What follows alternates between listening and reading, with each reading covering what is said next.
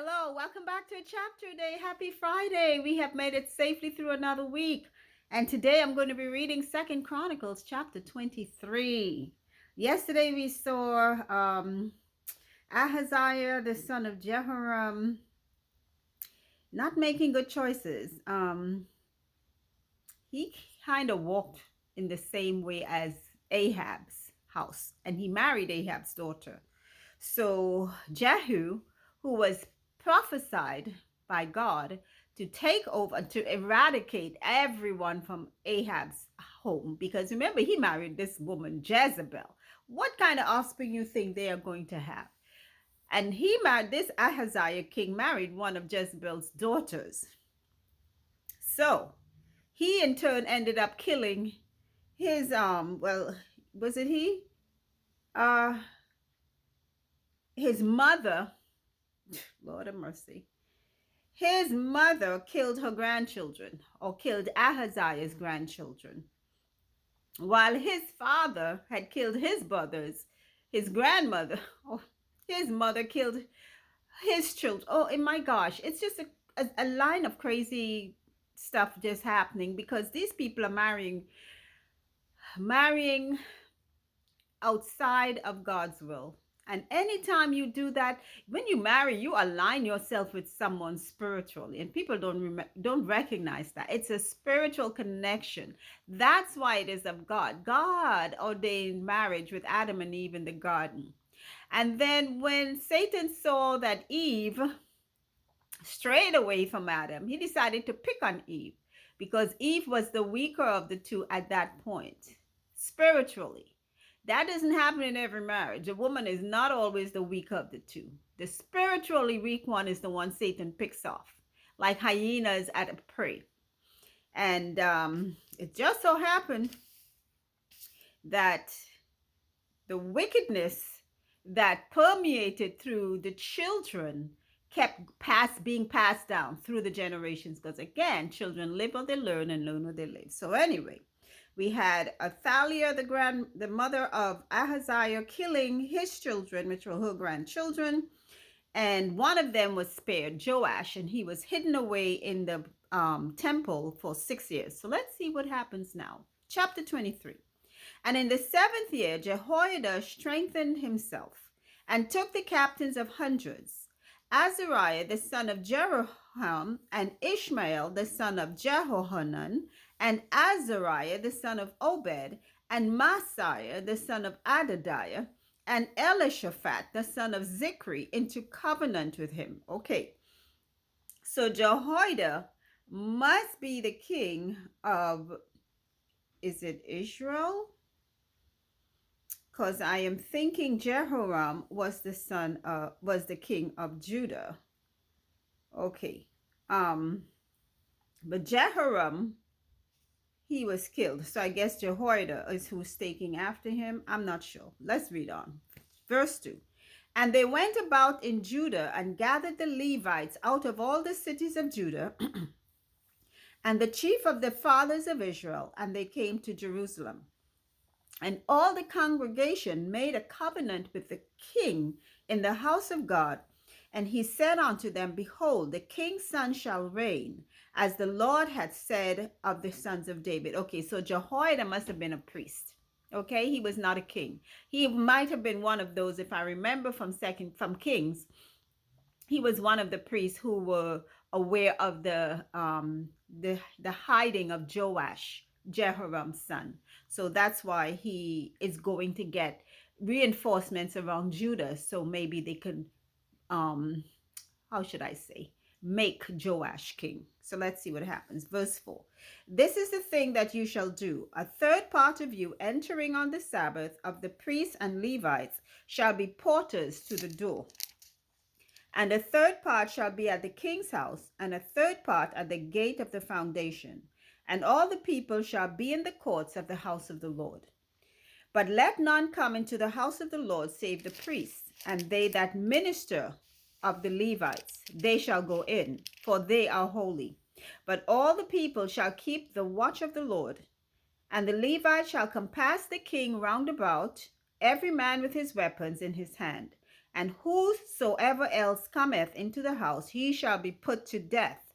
But be ye with the king when he cometh in, and when he goeth out. So the Levites and all Judah did according to all things that Jehoiada the priest had commanded, and took every man his men that were to come in on the Sabbath with them, that were to go out unto the Sabbath. For Jehoiada the priest dismissed not the courses. Moreover, Jehoiada the priest delivered to the captains of hundreds spears and bucklers and shields that had been King David's, which were in the house of God. And he set all the people, every man having his weapon in his hand, from the right side of the temple to the left of the temple, along by the altar and the temple by the king round about. So the king they're referring to is the young man Joash. Okay, they are about to ordain him as king. So Jehoiada, the high priest, I guess he was the main priest, he was making the arrangements for protection of Joash, because remember his grandmother was out to kill. She had already, she didn't know that he was alive, most likely, so she would have killed him had she known, because she killed all her grandchildren and made herself queen. Verse 11. Then they brought out the king's son and put upon him the crown and gave him the testimony and made him king. And Jehoiada and his sons anointed him and said, God save the king. Now, when Athaliah heard the noise of the people running and praising the king, she came to the people into the house of the Lord. And she looked, and behold, the king stood at his pillar at the entering in, and the princes and the trumpets by the king. And all the people of the land rejoiced and sounded with trumpets, also the singers with instruments of music, and such as taught to sing praise. Then Athaliah rent her clothes and said, Treason, treason. Then Jehoiada the priest brought out the captains of hundreds that was set over the host, and said unto them, Have her forth of the rangers, and whoso followeth her, let him be slain with the sword.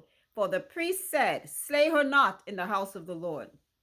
So they laid hands on her, and when she was come to the entering of the horse gate by the king's house, they slew her there. So I tell you, you want drama? Read the Bible. When they had crowned Joash king, of course, there was a great noise. There was celebration at the ordination. And Athaliah, the queen, who made herself queen, heard it. And she came. And when she saw the young man being crowned king, or he was already crowned, she started to cry treason. And Jehoiada the priest said, You know what? Get her, take her out, because they didn't want to kill her in the temple. And he told his men, but this, go kill her outside of the temple. Okay, they didn't play long ago. It's either you were for God or you weren't for God. Verse 16. And Jehoiada made a covenant between him and between all the people and between the king, that they should be the Lord's people. Then all the people went to the house of Baal and brake it down, and brake his altars and his images in pieces, and slew Matan, the priest of Baal, before the altars. And Jehoiada appointed the officers of the house of the Lord by the hand of the priests, the Levites, whom David had distributed in the house of the Lord, to offer the burnt offerings of the Lord, as it is written in the law of Moses, with rejoicing and with singing, as it was ordained by David. And he set the porters at the gates of the house of the Lord, that none which was unclean in anything should enter in. And he took the captains of hundreds, and the nobles, and the governors of the people, and all the people of the land, and brought down the king from the house of the Lord. And they came through the high gate into the king's house, and set the king upon the throne of the kingdom. And all the people of the land rejoiced, and the city was quiet after that they had slain Athaliah with the sword. Sometimes, you know what? Today we don't have to physically deal with evil like they did. At least most times, maybe more spiritually, but there are a lot of times too, you have people that Satan enters close to you, or around you, sometimes on your job, sometimes in your neighborhood. God only knows where He allows it. But when it happens, if you see the whole difference with back then, the people of Israel were of one accord. Today, the world is not of one accord in believing in God. We have so many different beliefs, and a lot of them are not aligned with the God. So back then, Israel was all for God. They were God's people.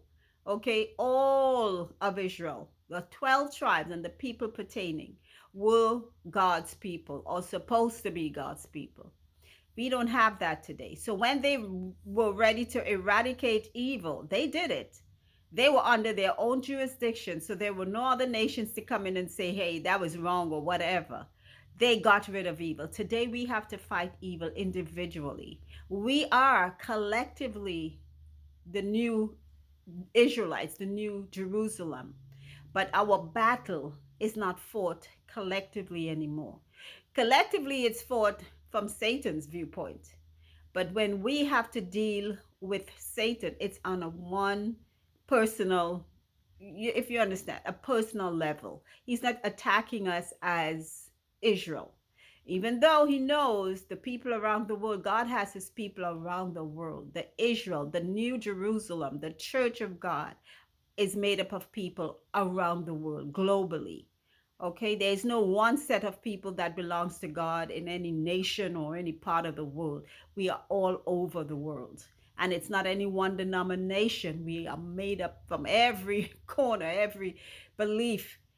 Not every belief. When I say every belief in God, okay? They may have varying doctrines, but there are people who really love and serve God wholeheartedly around the world. When we fight the devil today, we can't fight the devil at all. We stand behind God and let God, it's like a child hiding behind a parent. But that's how we fight the enemy, through our continuous connection with God. If we slip up, Satan's got us. We can't slip up. We have to keep that connection strong. And that's, he tries to weaken us here. The things we see, the things we hear, even the things we eat, the foods, weaken our minds and our bodies. We'd be surprised. But anyway, beware, beware, beware. The devil is like a roaring lion, going about seeking whom he may destroy, because he knows he has but a short time. And we as believers need to stay on track. Satan will throw all kinds of darts at us from in our home, from outside, from wherever, to get us distracted.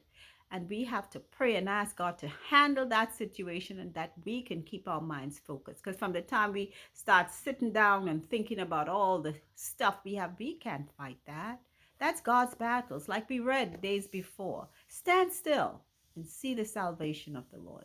Bless the Lord, oh my soul. It's weekend. So I pray that you're going to enjoy a wonderful and restful day when the Sabbath comes in the next few hours. For everybody, it's going to be a Sabbath when the sun sets on Friday evening, all the way through till the sun sets on Saturday evening. So enjoy it. It's yours. God said to take it. And until then, that's the end of our reading of 2 Chronicles chapter 23. I believe it was. Let me just double check that. Oh, yes. So keep on listening. Faith comes when we hear God's word. Take care. Bye.